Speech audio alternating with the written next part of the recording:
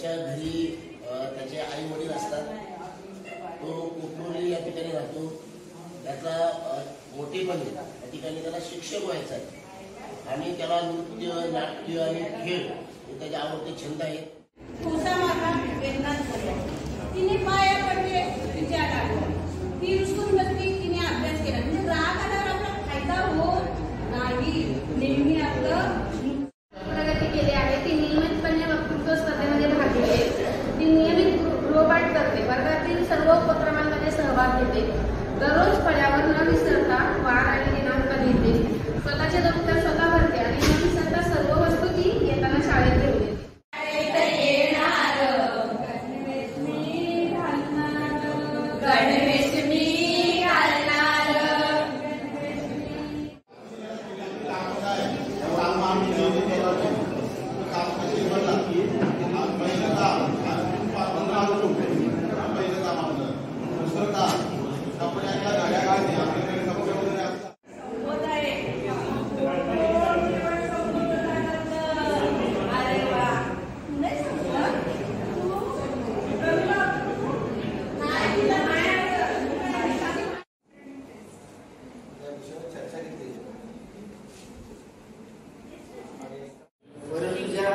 मुली असतात, महिला असतात, कोणत्याही बागेचा किंवा बाजारामध्ये जा, पहिलं आकर्षण त्यांचं फुलांकडे, त्या मोगऱ्याच्या गजऱ्याकडे.